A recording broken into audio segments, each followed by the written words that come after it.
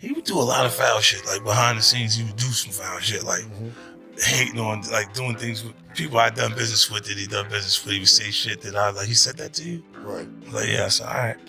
You know what I'm saying? Like niggas don't know what they like till they see somebody with it. So they want the girls after you're done with them and shit. The verdict had already been pronounced in the courtroom. By now, the cameras had gone on. Diddy most likely believed he could finally relax. However, 50 Cent entered the spotlight as though called upon by the mayhem itself. Not with a press release, not with another lawsuit, but with a video. The new baby oil. Shit start looking gray if you ain't got nothing on it. It's got a new baby oil, bro. Damn, say baby oil. Nigga, you ran through 8,000 jars of them in prison. You know what I mean? Ashy Larry. Relax. I mean, I still got everybody looking. 50 Cent is back at it, trolling Sean, Diddy, Combs with an AI-generated video. This time, the video shows Diddy in a baby oil costume. The post references the baby oil seized from Diddy's homes amid his legal troubles, but this is just the latest jab from 50 Cent, who seems to always have something to say about Diddy and the scandal surrounding him. So, what will 50 do next in his ongoing feud with Sean, Diddy, Combs? Sean, these two go back a long time. They have been rivals for a long time. And this week we learned that, at least from Diddy's side of things, this feud apparently went far beyond words. 50 Cent's name came up during the testimony this week of Capricorn Clark. She is a former assistant of Sean Combs who went on to become the head of marketing for his Sean John clothing brand. Clark rose successfully and professionally through the ranks of Diddy's world during her time working for him, which stretched between 2004 to 2018, so she saw a lot. Clark claimed that Diddy would threaten her, and she says he even kidnapped her in 2011. All of this matters as we build up to how 50 Cent kind of factors into what she said on the stand. Now, Capricorn Clark started working for Bad Boy after she worked for Death Row Records. A video so strange, so skillfully made to make fun of, degrade, and ruin a masterpiece created by AI that went viral on the internet. Diddy was also in it, an uncannily realistic computer representation of Diddy, rather the actual one, greased up with baby oil, shirtless, and dancing around in branded baby oil merchandise, as if it were a hellish Super Bowl commercial. Bottles are stacked to the ceiling in the backdrop, pure satire in the lighting. Despite being deep fake, the voiceover was clearly his, a perverse remembrance of all the things that went wrong during the house invasion. It destroyed the internet and was vicious and barbaric. When Diddy believed he could walk tall again following the verdict, 50 Cent weaponized the footage rather than merely posting it. That's surprising, since Death Row was ran by perhaps Diddy's most hated enemy, Suge Knight. Clark said that one of her good friends had a baby with Suge Knight, and that's how she knew him. And in perhaps the most shocking story from her testimony, Clark claimed that shortly after she started working for Diddy, Diddy and his security guards took her to Central Park after dark, and Diddy said, quote, "He told me he didn't know that I had anything to do with Suge Knight, and if anything happened, he would have to kill me." It is an allegation that paints Combs as someone who is ready to take a life. But as Capricorn Clark's testimony continued, she brought up another rival of Sean Diddy Combs and another allegation that he made an ominous threat of violence. Clark testified, when working for Diddy, they went to a press event at MTV and 50 Cent was there. And just wait until you hear what she says Diddy told 50's manager. 50 Cent's real name is Curtis Jackson. He rose to fame in the early 2000s. You might remember songs like In the Club. You might remember that he was the leader of the rap group G-Unit. Now, 50 grew up in Jamaica, Queens, New York. Diddy, also a New York native. He was born in Harlem, grew up in Mount Vernon, New York, just about 20 miles away. And even though they both had success in music, they both rose to fame representing the city of New York and the rap scene there, they have been longtime rivals. In 2006, 50 Cent released a diss track about Diddy. So almost 20 years ago, this goes back a long way. And in that diss track, he says, quote, "Who shot Biggie Smalls? We don't get them. They gon' kill us all. Man, Puffy know who hit that expletive. Man, that expletive soft." Now, Now, 50 is accusing Combs there of knowing who killed his friend, the notorious B.I.G. Christopher Wallace. Wallace and Puffy were incredibly close, but Wallace was shot and killed in a drive-by shooting in Los Angeles in 1997, and no one has ever been charged for pulling the trigger. This all happened during really the height of the East Coast-West Coast rap rivalry of the 90s, which involved Suge Knight, who we mentioned earlier. 50 Cent has also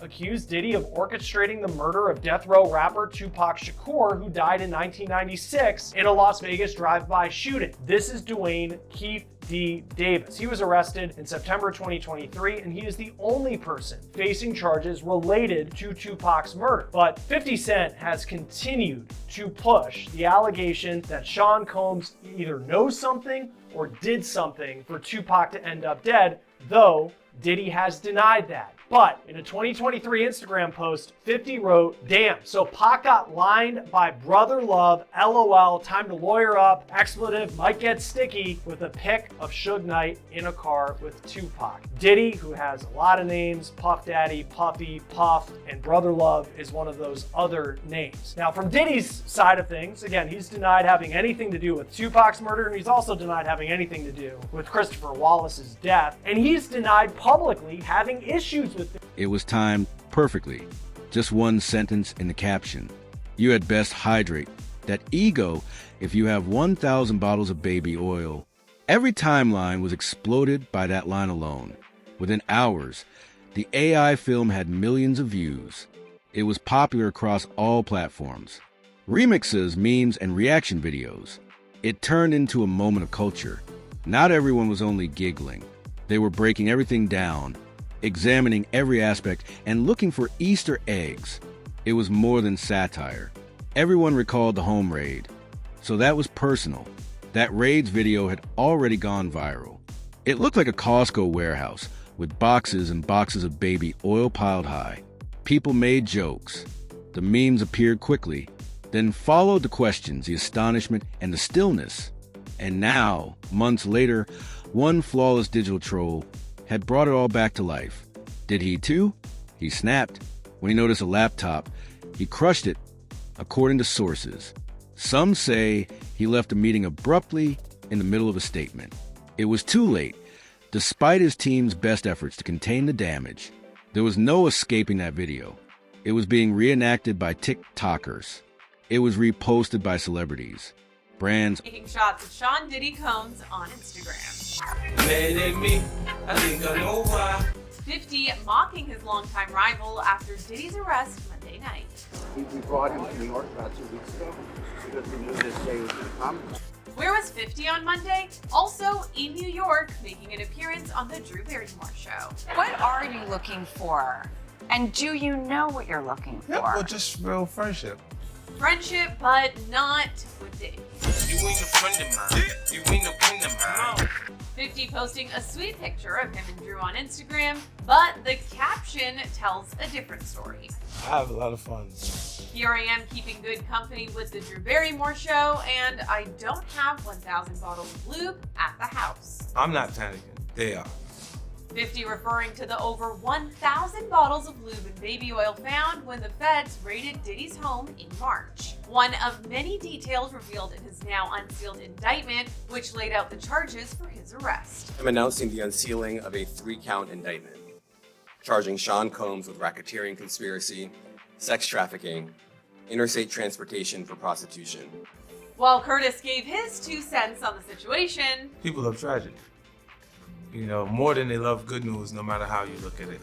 Diddy's attorney, who maintains the rapper's innocence, tended to a media frenzy Tuesday morning. I expect we're going to have an arraignment at some point later today. This office is determined to investigate and prosecute anyone who engages in sex trafficking, no matter how powerful or wealthy or famous you may be. No one should doubt our commitment. subtle allusions began to appear in baby oil advertisements. It was universally ridiculed, but the prank wasn't the only thing at stake.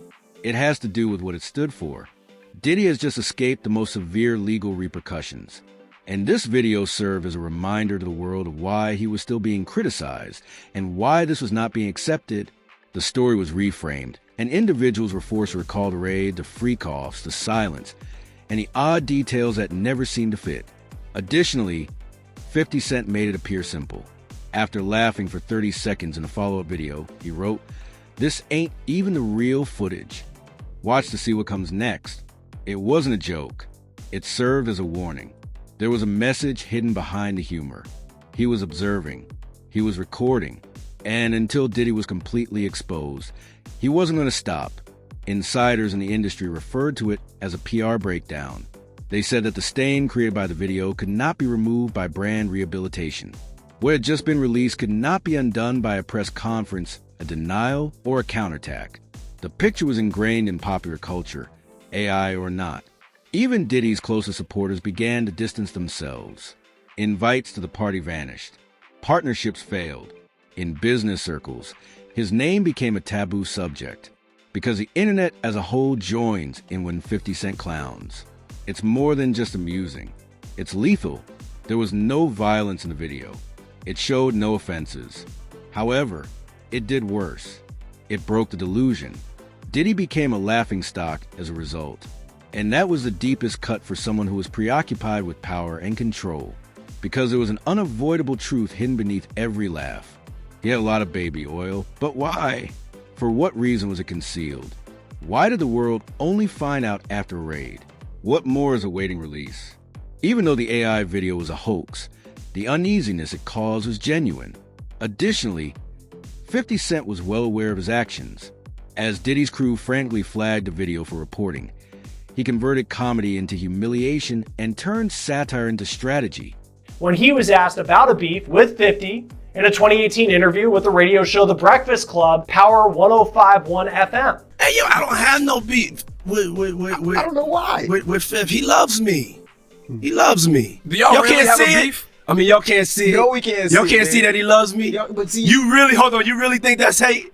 If you look at 50's social media, you can see he has a lot of posts about Diddy. And this is what he posted the day that federal agents in Miami raided Combs' mansion ahead of his arrest on the charges that he's now on trial for. 50 Cent posted on X, "Now it's not Diddy do it, it's Diddy done. They don't come like that unless they got a case." 50 Cent also included a link to his G-Unit clothing brand in that post. While Diddy in the Breakfast Club clip said that 50 Cent actually loves him and there was never a beef, on the stand this week, Capricorn Clark said otherwise. Clark said that she was at this press event at MTV with Diddy and 50 Cent was also there, all of this happening in New York. Clark said, quote, "After the interview wrapped up, myself, Puff, and Chris Lighty got in the elevator." Clark said that Lighty was an entertainment manager who, on paper, was managing Diddy at the time, but was also 50 Cent's manager at the time. Prosecutors asked Clark what happened in the elevator, and she said, quote, "Puff told Chris, because they were having some sort of issue, like, I really don't like all the back and forth. I don't do that. I like guns." The prosecutor then asked, "What's the issue with an individual?" And Clark responded, he had an issue with 50 Cent. She said Combs was very serious when he said that. In this case, it has become common to hear testimony from witnesses about alleged threats by Diddy. In fact, several witnesses have said that Diddy regularly threatened to fire people, to beat people, like his former girlfriend Cassie Ventura, and in this case, making a threat involving firearms to settle a dispute, per the testimony of someone who was one of his closest associates for more than a decade. Invoking gun violence and some sort of veiled threat, that could be scary for some, but apparently not 50 Cent. On Instagram, 50 posted right after his name came up in the courtroom, quote, cut, wait a minute. Puffy's got a gun? I can't believe this. I don't feel safe, with a picture that looked like an AI image of 50 Cent on a movie set looking serious. And he wasn't done. Shortly after that, he posted another AI image on Instagram of him in a Yankees hat with a very scared look on his face with the caption, "Oh my goodness, itty bitty Diddy wants me dead. I have to lay low." Sad face emoji. "I think I'm gonna hide out at the playoff game tonight, LOL. Then the next day he posted what he did that night. He went to the NBA playoff game between the New York Knicks and the Indiana Pacers in Indiana. And you can see him here in a picture on the floor in a shirt that reads, quote, Free Diddy, playing into the trolling that 50 Cent has done to Sean Combs over the years, even before Combs was ever accused of what he is on trial for. Now, Combs' trial is expected to last another month at least. He's charged with racketeering, sex trafficking by force, and transportation to engage in prostitution. He has pleaded not. It simply propagated more quickly as misinformation. People simply wanted to see it more after each take-home request. On steroids, it became the Streisand effect. He simply couldn't stop laughing at 50. There were only fire emojis in the comments, no explanations or statements. A courtroom wasn't necessary for him. The timeline was in his possession. He didn't require proof. He possessed the culture. And Diddy had just lost his image. The one thing he believed he still had control over in this digital conflict.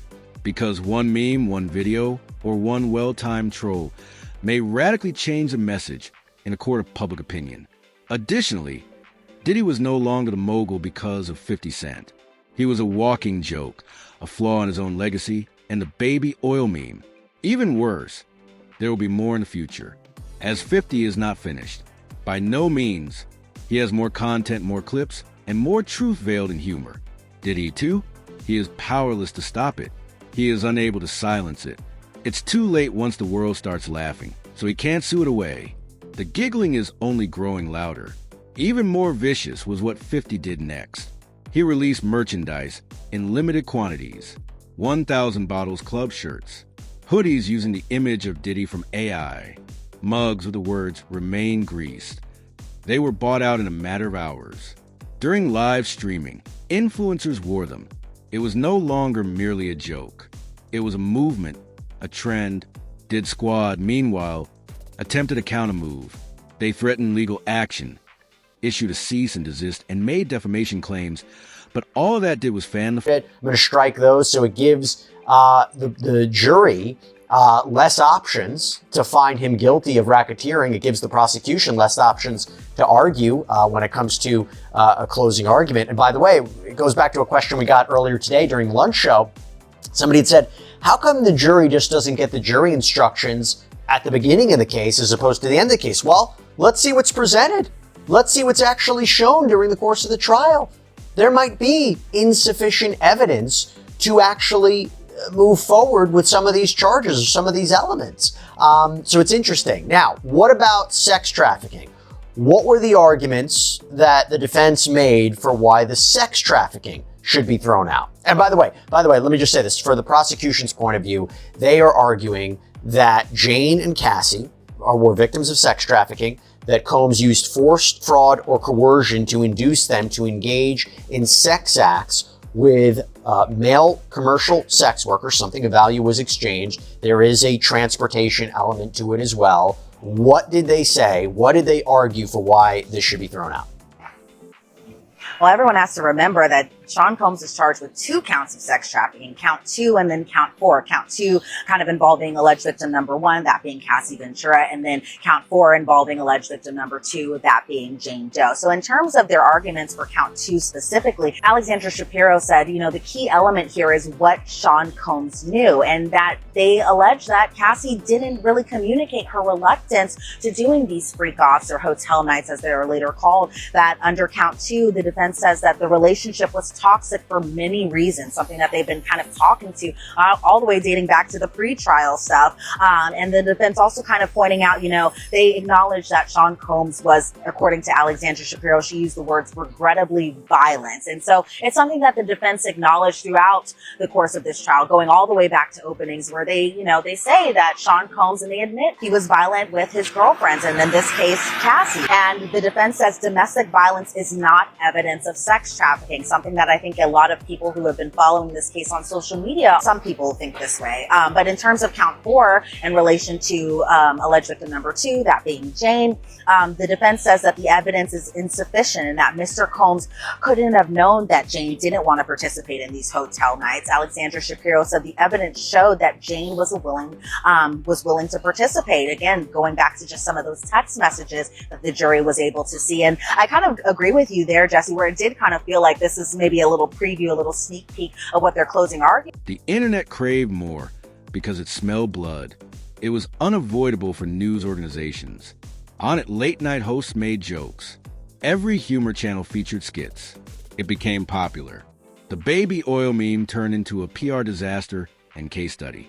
50 also continued to press the accelerator. He began reposting previous interviews in which Diddy seemed dubious. Clips in which he said something awkward. Moments that were dismissed at the time have been reframed in light of the recent crisis.